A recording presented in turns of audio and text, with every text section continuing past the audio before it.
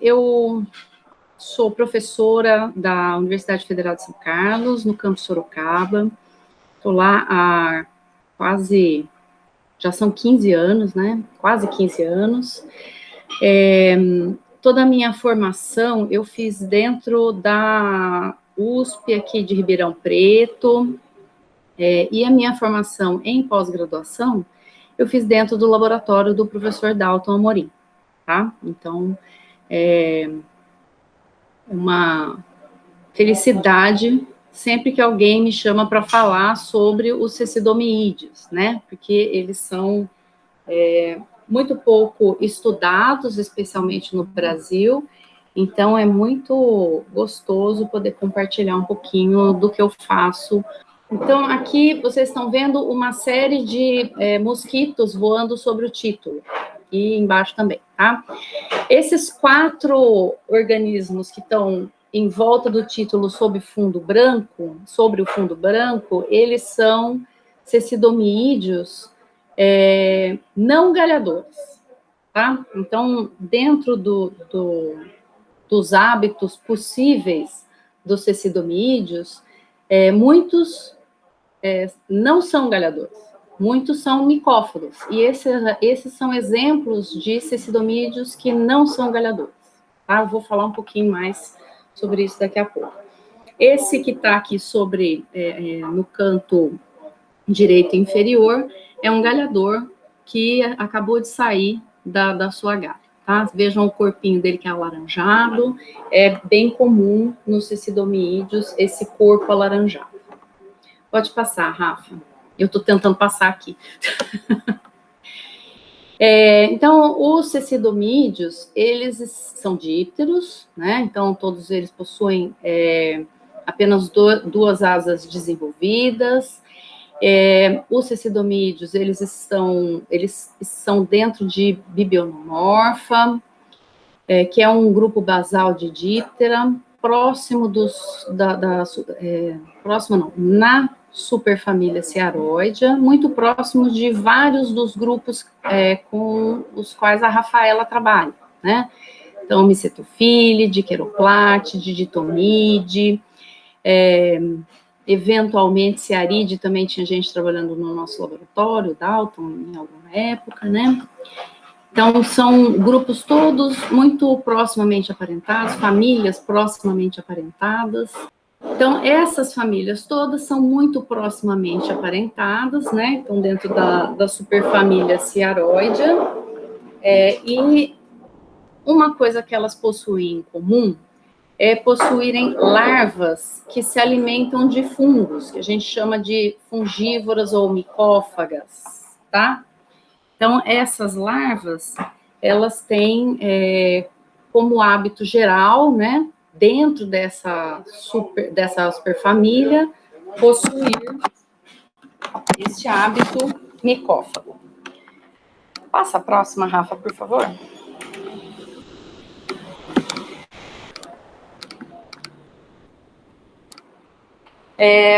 Já dentro dos cecidomídeos, a gente vai ter 6 subfamílias. Então, a gente estava falando da superfamília Cearoidea, a qual os cecidomídeos pertencem, e agora a gente vai falar no nível abaixo de família, que é o nível de subfamília.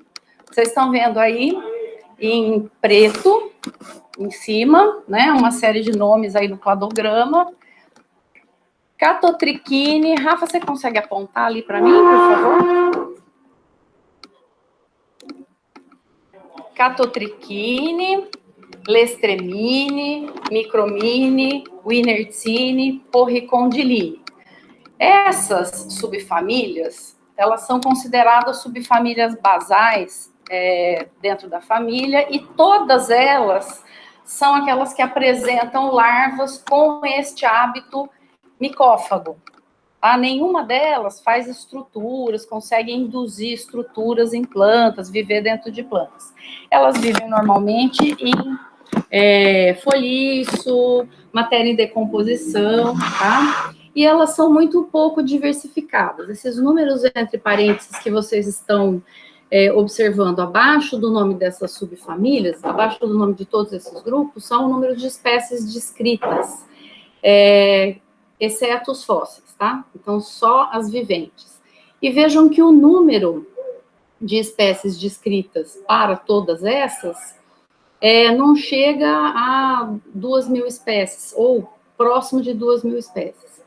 Em verde, vocês estão vendo ali no cladograma, a última subfamília, aquela que a gente considera que é uma subfamília mais diversificada, tá? Que é a subfamília Cecidomyini, tá? Aí estão cerca de 80% das espécies conhecidas dos cecidomyídeos, tá? E praticamente todas as espécies, a gente excetua aí esses dois grupos, Brachyneuride e Stomatosematide, são duas supertribos dentro dessa subfamília, cujo hábito a gente ainda está tentando entender qual é, né? A literatura diz que o hábito é micófago, mas a gente tem encontrado algumas coisas próximas de galha, que a gente tem dúvida se é galhador ou não, tá? Mas, assim, com certeza, quem tem o hábito galhador, ou seja, o hábito das larvinhas viverem dentro de estruturas vegetais induzidas por esses organismos, são essas duas superfamílias aí finais, no ápice do cladograma, Lasopteride e Cecidomyide, praticamente 95% das espécies que estão dentro dessas duas superfamílias são galhadoras, tá?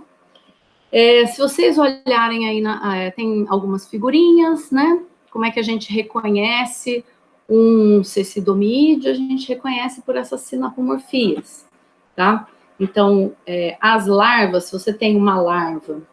Rafa, você consegue apontar ali a espátula para mim, por favor?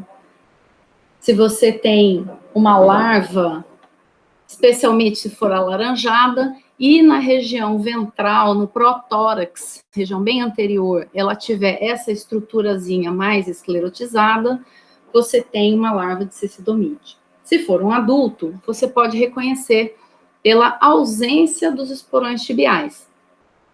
À esquerda de vocês têm o final de uma tíbia de um cearídeo, que normalmente tem esses esporões fortes, né? E os cecidomyídeos não têm, né? Nos adultos, nas pernas dos adultos do cecidomyide, não existem essas estruturas. Portanto, elas foram perdidas em algum momento da história evolutiva desse grupo, e a gente hoje consegue reconhecer, além das asas serem super simples, com poucas nervuras, ou seja, uma redução grande das veias das asas, também a ausência desses esporões tibiais indicam para a gente que é um cecidomyídeo. Pode passar, esses números de espécies a gente vai ver daqui a pouco de novo. Esse aqui é um trabalho que exemplifica um pouco do tipo de trabalho que a gente pode fazer dentro da sistemática. A doutora Rafaela tem alguns trabalhos de sistemática também, né? De filogenética também. E esse aqui não é um trabalho meu, é um trabalho de uma pesquisadora israelense chamada Netta Dorkin, com mais outros dois pesquisadores. Então, eles fizeram o que é a primeira filogenia da família, e eles estavam interessados, filogenia formal da família, né, usando dados moleculares, e eles estavam interessados em compreender a história evolutiva dos hábitos dos cecidomyídeos, tá?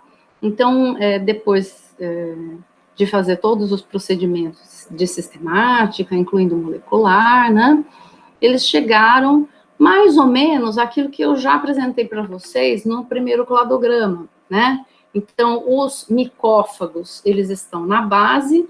Neste caso aqui, essa filogenia, ela tem uma representação muito baixa de táxons, se a gente considerar que Cecidomyide tem mais de 6.500 espécies, aqui a gente vai ter não mais do que 40 espécies que eles incluíram nesse estudo, tá? Um pouquinho mais, talvez. E também, aqui não estão representados aqueles cecidomídeos que eu mostrei para vocês no cladograma anterior, das subfamílias mais basais. Aqui a gente só vai ter representantes de Cecidomyini, que é aquela subfamília mais apical, tá?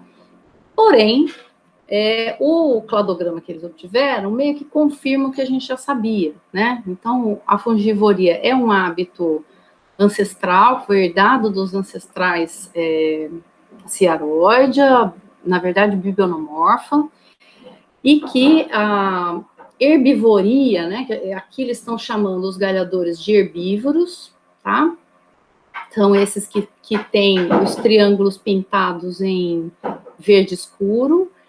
Essas galhas do tipo ambrosia, eu vou mostrar para vocês num dos próximos slides o que é. São galhas que têm no seu interior fungo crescendo. Então, as larvas, né, que são as que se alimentam de fato, elas não se alimentam da galha, e sim se alimentam do fungo que cresce junto ali com ela, dentro da galha, tá? Então, são chamadas de galhas de ambrosia.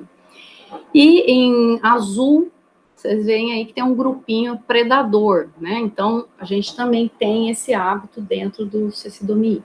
Então, vejam, apesar de não terem sido considerados todos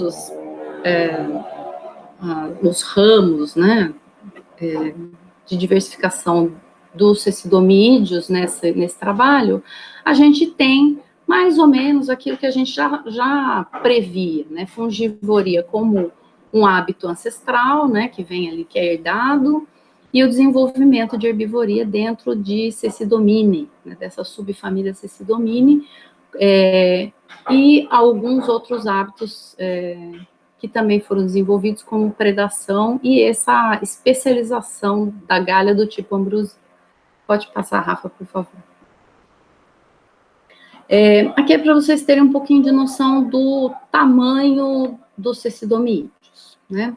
Eu coloquei aí um adulto que, quando a gente tem muita sorte, a gente consegue adultos grandes, de 5 milímetros. Eu já vi alguns um pouquinho maiores, assim, que chegam a 8 milímetros, mas, no geral,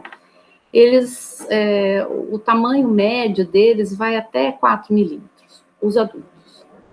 Os imaturos, que a gente também precisa para estudar os cecidomídeos, então, quando eu faço um trabalho de descrição de espécie de cecidomídeo, eu não consigo trabalhar só com os adultos. Por quê? Porque grande parte da informação que me faz reconhecer em qual gênero e mesmo em qual espécie, se é ou não uma espécie conhecida, né? Grande parte dos caracteres estão nos imaturos, tá? Imaturo, tanto larva como pupa.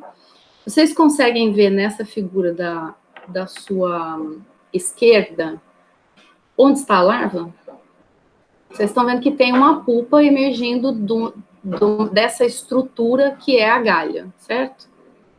Estão conseguindo ver ali no cantinho inferior ali, que tem uma larvinha alaranjada? Isso, parece uma gominha. Exatamente. Ela é a larva. Vejam a diferença de tamanho dessa larva para essa pupa, tá? A diferença, às vezes, é muito grande mesmo, tá? Então, a gente trabalha com estruturas, com organismos que até menores de 0,5 milímetro, mas, no geral, é de 0,5 milímetro a mais ou menos 4 milímetros, então são organismos muito pequenos, tá? Isso para vocês terem um pouquinho de noção do tamanho dos organismos. Pode passar, Rafa, por favor. Aqui, só para, eu já falei para vocês, né, que tem variados hábitos das larvas, e são as larvas que se alimentam, no geral, os adultos, eles emergem, copulam, as fêmeas deixam os ovos e morrem em seguida. Então, o tempo de vida do adulto realmente é muito curto, tá? E a fase alimentadora aí, né, é a larva. E a larva, ela possui aqueles hábitos que a gente estava falando. Então, a gente tem as micófagas, que podem estar ou não dentro das galhas, como eu falei para vocês. Então, aqui no canto direito inferior, a gente tem uma galha, que é uma estrutura vegetal que foi induzida pela oviposição da fêmea, mais ação da larva, né? E faz com que apareçam estruturas que sejam desenvolvidas estruturas pela planta, ou seja, esses organismos, eles conseguem manipular os recursos da planta durante a sua fase de crescimento. Então, a gente sempre vai encontrar essas estruturas, essas galhas, que são, se a gente quiser fazer um paralelo, elas são como se fossem pequenos tumores nas plantas, né? De ação local sempre. Então, essas células, elas são induzidas pela oviposição da fêmea, elas são induzidas a se proliferar mais rapidamente ou a aumentar de tamanho. Então, são processos de hiperplasia ou de hipertrofia, e desta forma surge ali, né, cresce ali uma estrutura completamente diferente daquele tecido que está sendo, onde está sendo induzida a galha, tá? Então, esses aqui são alguns exemplos de hábito larval. Neste caso aqui, além do hábito galhador, você também tem a micofagia associada. Essas são as tais das galhas ambrosia, né? Acima, vocês estão vendo algumas larvinhas também alaranjadas. Essas são larvinhas predadoras de cochonilha. Isso é um pé de cana, né? Então, a gente tem ali um pedaço do nó, e essa é uma espécie que está em descrição, na verdade já está submetido ao artigo, é uma espécie nova, de uma espécie cujas larvas são predadoras de cochonilhas, tá? Então, é super interessante o tipo de trabalho que ainda pode ser desenvolvido, porque a gente conhece 5 espécies desse grupo aqui no Brasil, tá? Essa é a 6ª. Do lado esquerdo, do canto superior, a gente tem um exemplo de uma larva que cresce dentro de capítulos de uma asterácea. Foi descrita pelo Alessandro Colaviti, colega nosso dipterista, que está lá na Paraíba. Ele foi meu aluno em São Carlos, e a gente descreveu juntos essa espécie que vive dentro dos capítulos de asteráceas, né? Então, vocês veem aí no detalhe a larva saindo ali do capítulo, e ela, nesse processo de alimentação, ela também faz ali polinização.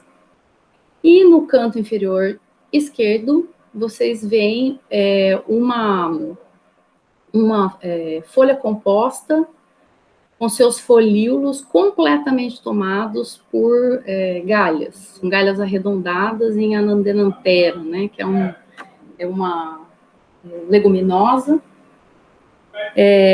que ainda vai aparecer aqui na nossa conversa, eu acho. Próximo, Rafa.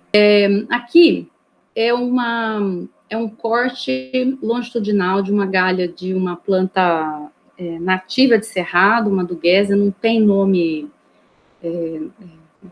popular, tá? É uma planta que cresce, ela é herbácea, ela não cresce muito, tá? E as folhas, normalmente, elas têm umas galhazinhas polipóides pink, elas são muito bonitas. Esse corte, ele foi feito para um trabalho de galhas do pé de gigante, que é um cerrado aqui do estado de São Paulo, é uma das poucas reservas de cerrado do estado de São Paulo. E aí vocês conseguem observar a parte interna da galha. Vocês estão vendo essa região marcada com CL, é a câmara larval. Então, a larva, ela fica nessa região, se alimenta do tecido nutritivo que está adjacente à câmara larval, que vocês estão vendo aí marcado com TN, tá?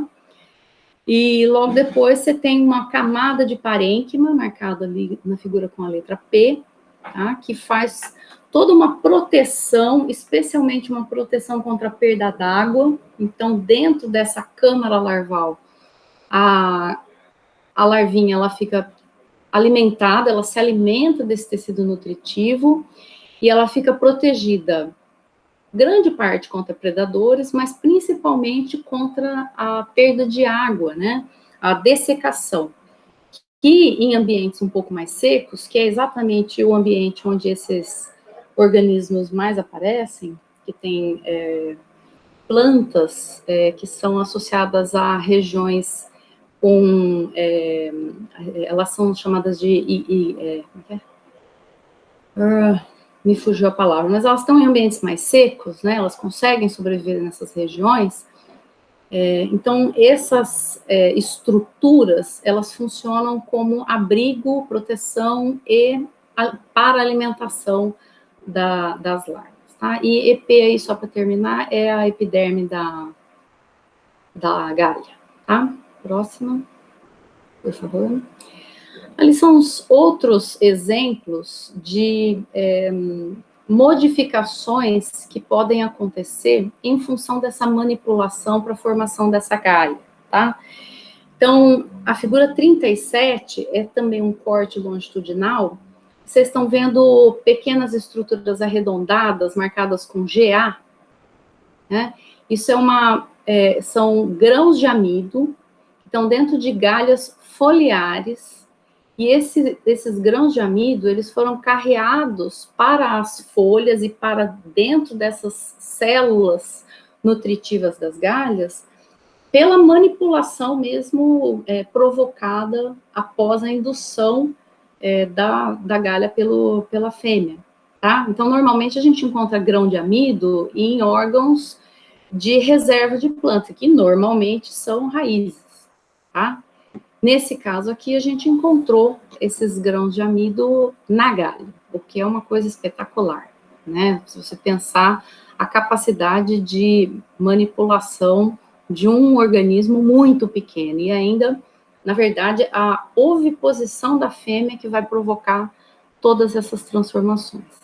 As figuras 30, 31 e 32, elas são da mesma planta, elas se referem a essa planta 31 aí, Tolice tomentosa, não tem nome popular também, vejam que a gente estuda muita coisa que não tem interesse econômico, não tem interesse de alimentação, né?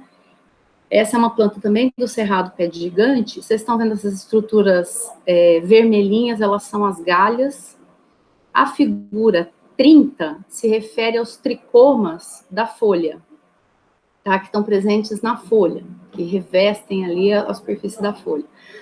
A figura 32 tem esses tricomas glandulares, ou seja, completamente diferentes dos tricomas foliares, tá? Isso também são modificações provocadas pela indução da galha, tá? Além de muitas outras, tá?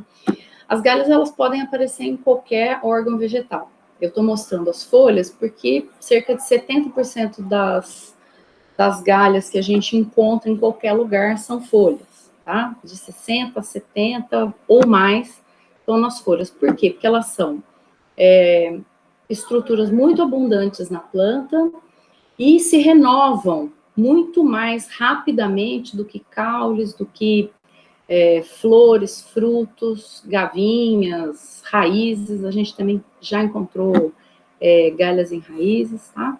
Então, estou dando os exemplos de folhas porque são os mais comuns, mas as galhas estão presentes em qualquer órgão vegetal, tá? Rafa, próximo, por favor. Deixa eu só mostrar o tipo de trabalho que tem saído do laboratório. Então, eu e meus alunos, a gente tem feito trabalhos desse tipo, ou descrição de novas espécies, como no caso desse trabalho do Neto, que é Antônio Marcelino do Carmo Neto, em orientação com o professor Carlos Lamas, do Museu de Zoologia de São Paulo. Esse é parte do trabalho de mestrado dele, são espécies novas de estomatosematide, que são cecidomídeos não galhadores, lá do Mato Grosso do Sul, todas as espécies são do Mato Grosso do Sul. Esse trabalho, as coletas foram feitas dentro do Cisbiota, do projeto Cisbiota, que a Rafaela participou, vários outros colegas do laboratório participaram, né? Rafa me ajudou muito nesses trabalhos, vou falar dela depois, né? O outro trabalho ali no canto superior esquerdo é uma análise cladística de um gênero de cecidomídeo, que é um trabalho de mestrado de outra aluna, a Carolina, acabou de sair, saiu no início desse ano. Também tem descrição de espécie e outros dois trabalhos aí, na parte de baixo do slide, que não são descrições de espécies novas, são descrições de ístares desconhecidos. Esse tipo de trabalho, apesar de ele ser menos glamuroso, né, legal é fazer uma filogenia, descrever muitas espécies, essas coisas elas são muito glamurosas. Mas eu adoro fazer trabalhos um pouco mais singelos, que são de completar quebra-cabeças, tá? Então, nesses dois trabalhos que eu trouxe aqui, eles saíram o ano passado, eu acho, eles são... eu estou completando quebra-cabeças que começaram há muito tempo, tá? Então, essa Lopez Espinosa foi descrita pela Valéria Cid Maia, que é outra cecidonidóloga, atuando no Brasil com emprego, né? Tem as outras pessoas, mas ela é a co-emprego, e ela tinha descrito, mas não se conhecia a larva. E eu encontrei, ela descreveu para o Rio de Janeiro, eu encontrei essa larva numa galha aqui no estado de São Paulo, em Altinópolis, tá? E o outro trabalho é completar o quebra-cabeça que eu mesma comecei em 2002, quando eu descrevi esquizomia tuiuiu, junto com o Dalton, ainda na época do doutorado, a gente descreveu fêmea e pupa.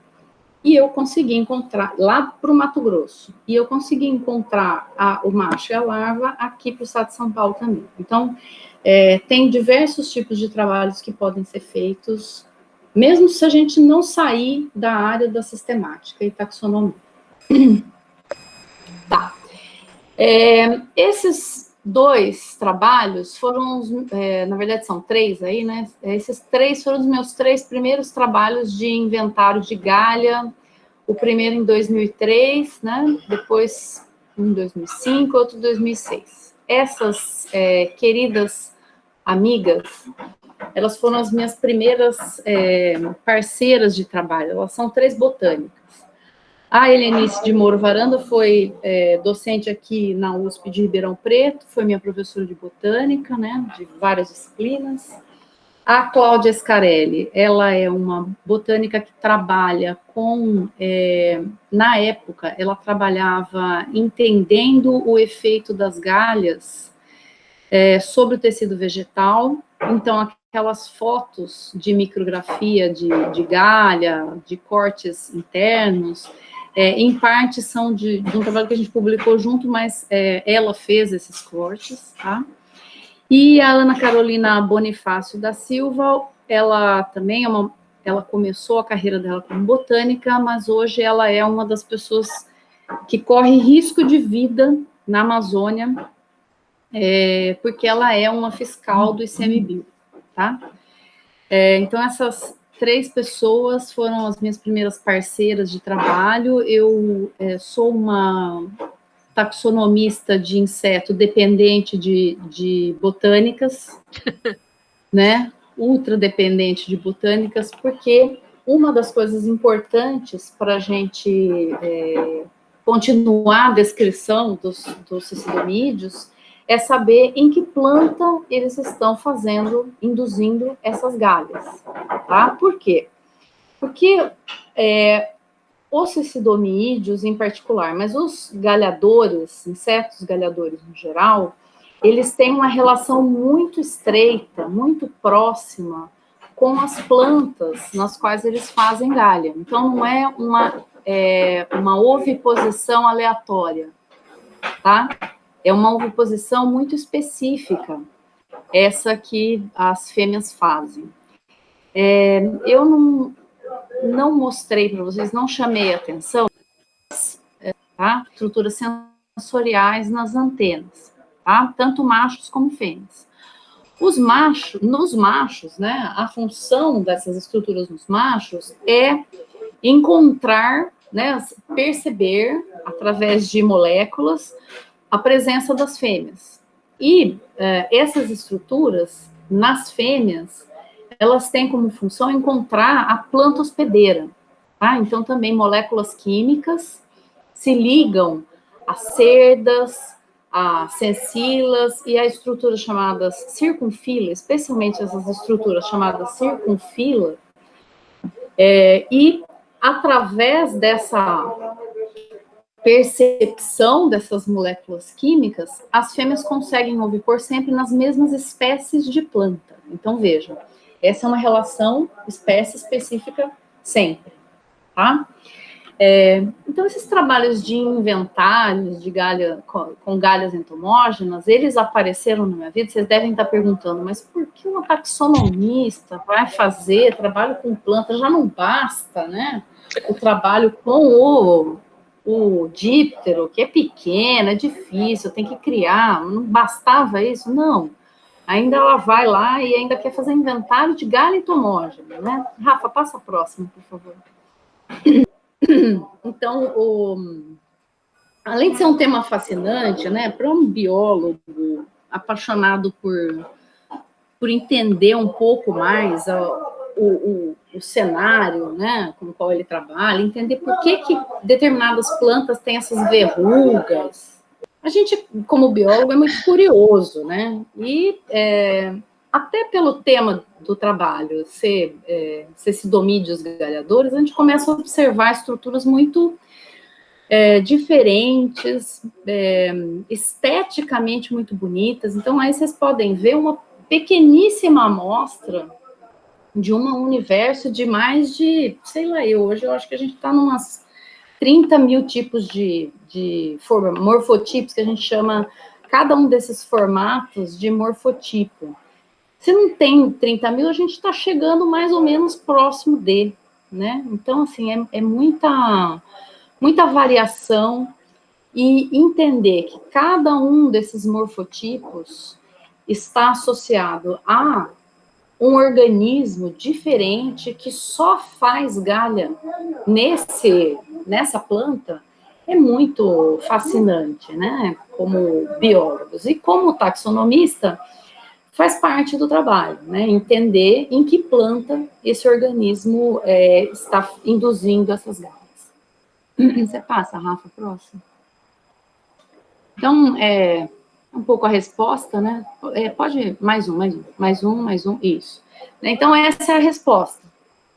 Os cecidomídeos, eles são responsáveis por cerca de 90%, hoje está baixando um pouquinho, que a gente tem mais gente trabalhando com insetos galhadores, então tem muitas outras espécies de tisanópteros que estão sendo descritas, muitos de hemípteros, os coleópteros galhadores, os himenópteros galhadores, mas assim, os cecidomídeos continuam sendo o organismo, o principal táxon, né, que induz galhas em plantas. No Brasil, é uma constatação desse trabalho do Walter Araújo, que também ele é mais ecólogo de galha, mas também faz esse tipo de trabalho de inventário, mas no mundo também, né, no mundo, cerca de 12 mil espécies de insetos galhadores são responsáveis por indução de galha, né, isso é um número grande, são responsáveis mais ou menos por 2% dos insetos, do número de espécies de insetos do mundo. Isso parece pouco, né, 2%, mas é muito, porque a gente tem muitas espécies de insetos descritas, né.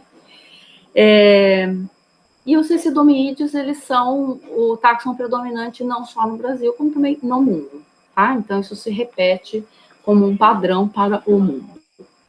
No Brasil, a gente tem poucas espécies descritas.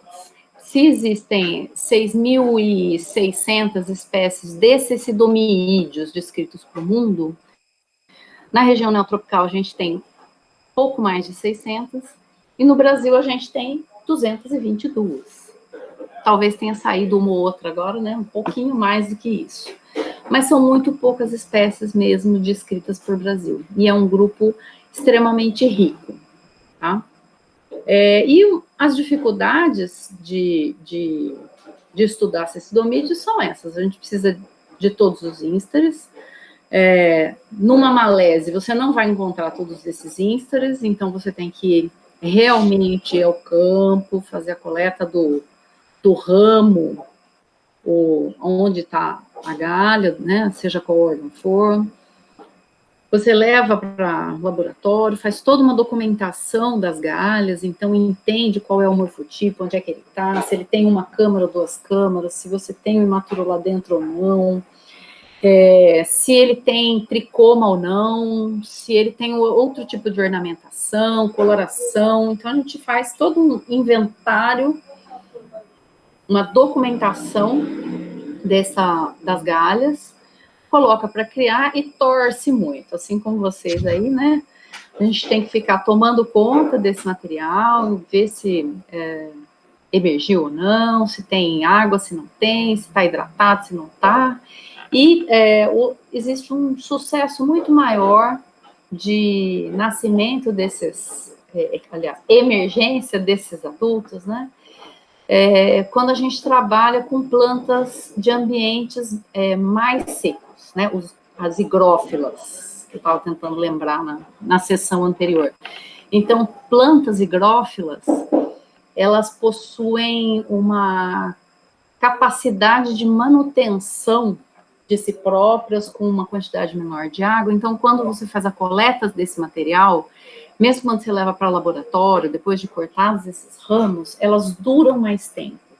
Isso faz com que a gente tenha um sucesso maior de emergência de adultos em plantas que são de cerrado, de matas semideciduais, de caatinga, porque essas plantas elas são mais resistentes depois do corte. Plantas de mata mais úmida, né? Então, floresta umbrófila, e mesmo matas, mata-galeria, né?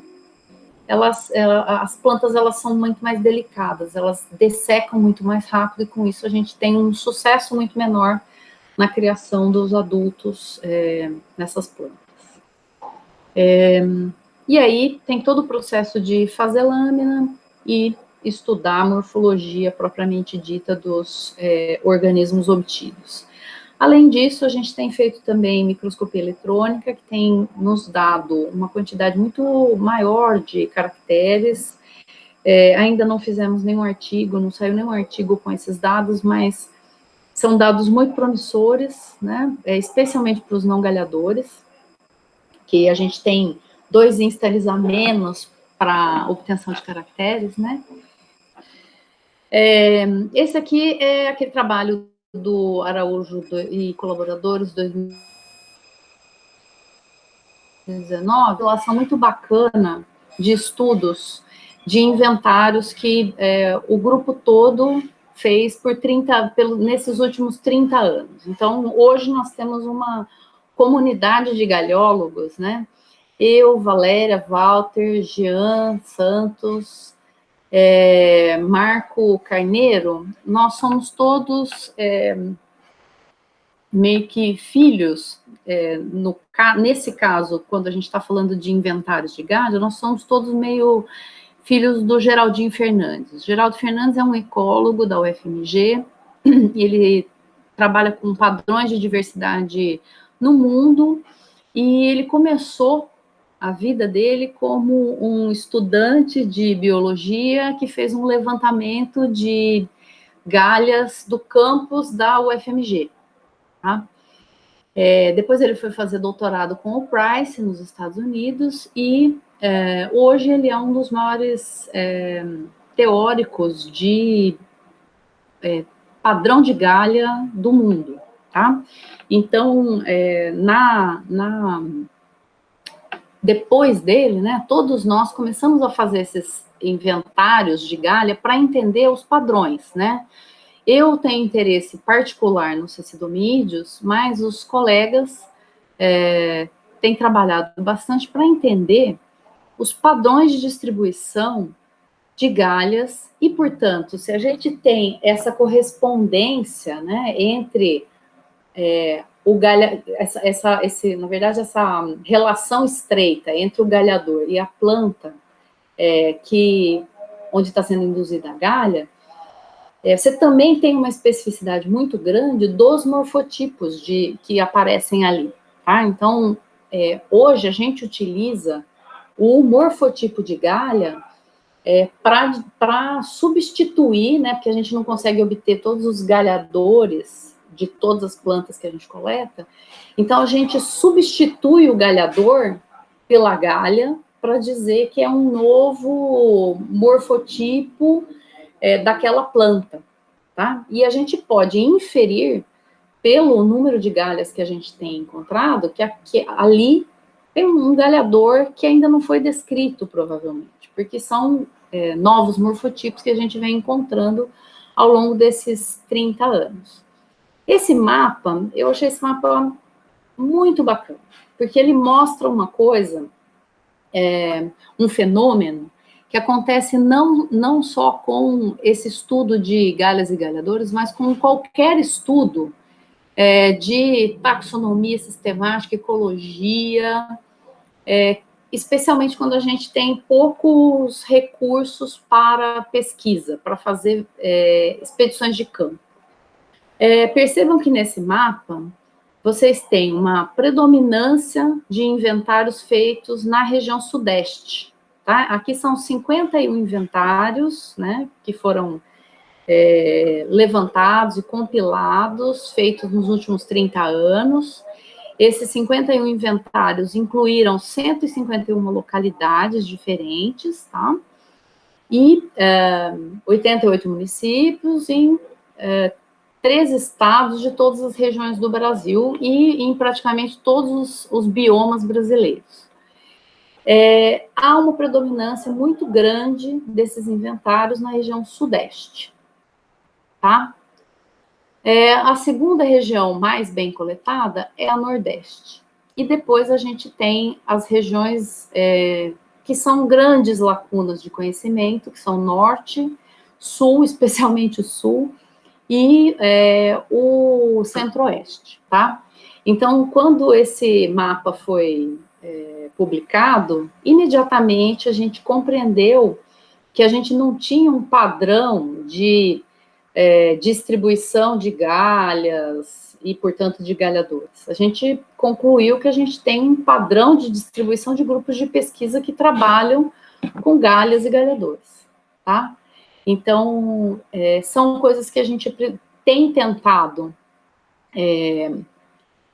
suprir ao longo do tempo, né? Então, eu tenho um trabalho que, depois que saiu esse artigo, 2 trabalhos do Estado de São Paulo, meu com as minhas alunas, saíram, e um deles é com a Belzinha, também, autora daquele nosso trabalho de Altinópolis, né, Bel? E agora tem 2 outros trabalhos que vão sair para o Mato Grosso, finalmente, tá? Então, assim, não vai ser um grande avanço para diminuir essa distância, mas é um passo, né, nessa direção que a gente está tentando tomar. É isso. Então, muitas vezes, a gente trabalha com padrão de distribuição de organismos, mas a gente precisa ter esse olhar, né, esse olhar de entender que, às vezes, a gente está fazendo, no fundo, é um padrão de distribuição dos pesquisadores que trabalham com aquele grupo. Eu acho que, para a Díptera, a gente hoje é muito privilegiado, que o Papávero e o Dalton formaram muitos alunos que estão distribuídos pelo território brasileiro, né? Então, a gente tem dipterista em todas as regiões brasileiras, em mais de um estado, com certeza no sul-sudeste, centro-oeste tem melhorado, né? Tem Sara lá em Goiás, tem o Ramon no Mato Grosso do Sul, mas não tem ninguém lá no Mato Grosso, que eu me lembre.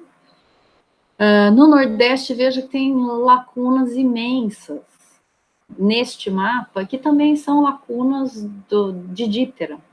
E provavelmente são lacunas de coleóptera, são lacunas de lepidóptera, são lacunas de outros insetos também, de outros grupos também, tá? A região norte é a mais escandalosa, né? Apesar de a gente ter excelentes grupos de pesquisa em díptera lá, o professor Zé Albertino tá lá, né? Para galhador, a gente tem pouquíssima gente trabalhando, especialmente com os bibionomorfos, né? São lacunas que a gente precisa pensar em como preencher ao longo do tempo. Rafinha, pode passar, por favor? Esse é só para mostrar a carinha das pessoas, né? Então, a gente, na verdade, o que a gente obteve com esse mapa é o padrão de distribuição dos pesquisadores, tá? Próximo. E aí, então, os últimos trabalhos que eu e meus alunos, mais a PEL, e meus colaboradores botânicos, publicamos nesses últimos 4 anos, né? Então, tem trabalhos no estado de São Paulo, esses dois de baixo, um é em Sorocaba, que foram feitos por alunas num trabalho de iniciação científica. Elas passaram quase 3 anos fazendo esse levantamento lá no campus da universidade, e é o primeiro registro de galhas para o sul do estado de São Paulo. Não existia nenhum outro trabalho, né? A gente sabe por quê, ninguém nunca trabalhou antes. Esse trabalho de Altinópolis, ele estava guardado desde a época do doutorado, lá de 2002, e uma aluna também de iniciação científica, a Queijinho, Amanda, ela resolveu terminar esse trabalho, né, e pegou os dados e fez a iniciação científica dela com isso também. E o último que saiu do Cisbiota foi esse no Mato Grosso do Sul. Aqui, Rafaela colaborou imensamente, né, nas nossas coletas, fazendo galha, me ajudando com o processamento do material, fazendo coleta, ajudando no processamento do material, no registro.